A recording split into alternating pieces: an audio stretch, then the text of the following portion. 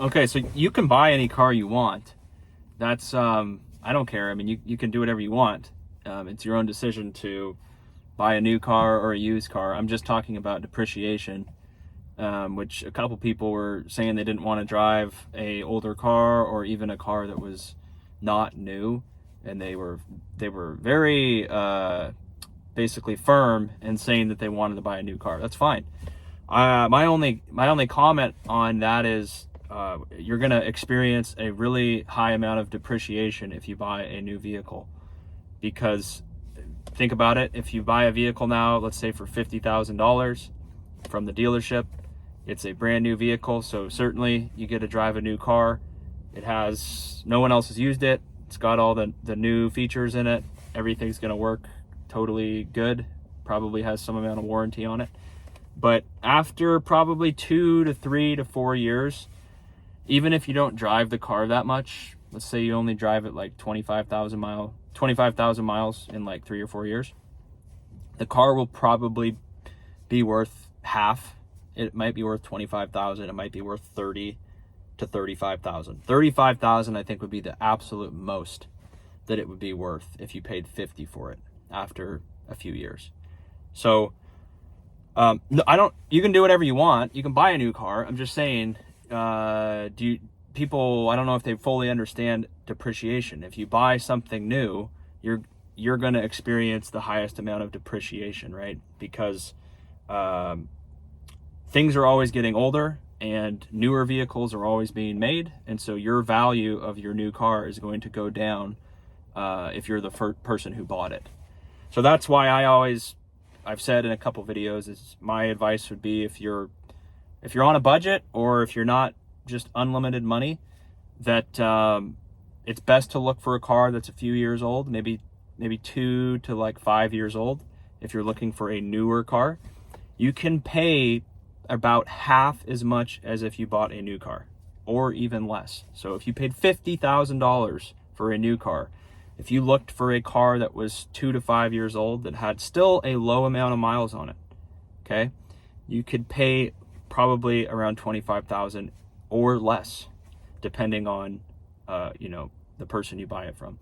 And I would advise to go outside of the dealership. Again, I know there's more risk involved in buying from a private party, but if you have a 3 or 4 year old Toyota that has 30,000 miles on it and you get it looked at by a dealer, that's going to be most of the time a very good purchase.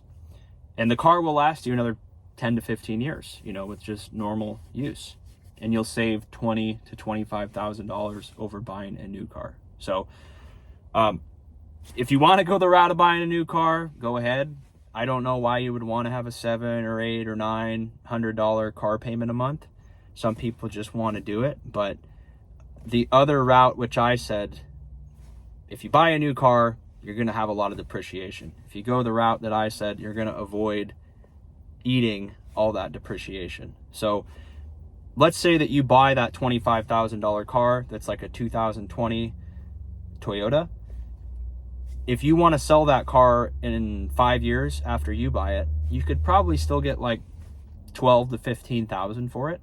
So you got to use the car for like 5 years, and you only had to pay like $10,000 because you got to sell the car for 12 or 15,000, or maybe even more, because it's Toyotas hold their value a little bit better. But so that's kind of my advice. If you buy something new, you're gonna lose a lot of equity in it because the thing depreciates very quickly over the first few years. This car, for example, I know I've spoken about it before, but this car was a 2015. This car is a 2015 Honda Accord. I bought it in 2017. It had 18,000 miles on it, and I paid like $13,700 for the car. If I wanted to go buy this car from the dealership, it probably would have been $25,000, maybe $30,000 for this same type car. So now, because I didn't buy it new and I bought it used, the car really hasn't depreciated that much. I paid $13,700 for it.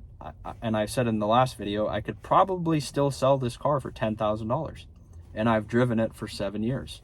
So from a cost of ownership perspective, if you buy things used, this is a good example of buying a new car or a newer car used, right? People were saying, I don't want to drive that piece of crap Saturn. It's too old. Okay, I get that. You know, that thing's $900. It's just a backup car. It's got the stick shift that I like to drive, and it's just totally a second car.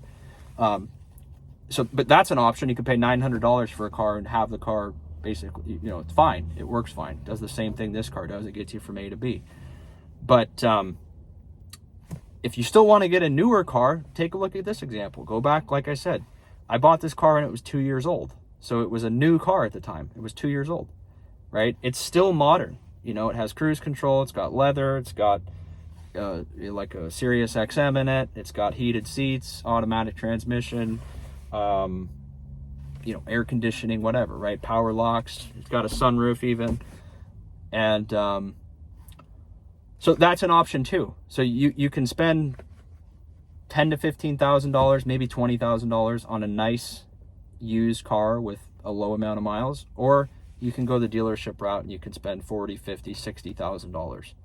And I guarantee you, if you go to the dealership and you buy a car for $50,000 or $60,000, after a few years, if you try to sell that car, you are going to lose close to half the value of the car, meaning that no one is going to buy that car from you for more than like $30,000 to $35,000. If you spent 60 grand on a car, after just a few years, the most money that someone's going to pay you is maybe 40,000 if it was 60,000. So you're going to lose 20 grand of equity in the car after a few years. So go ahead and buy a new car if you want to. I never said people shouldn't do that. I basically am saying only people that have a lot of money and it's not going to impact them financially, and the car, they really want to have a brand new car.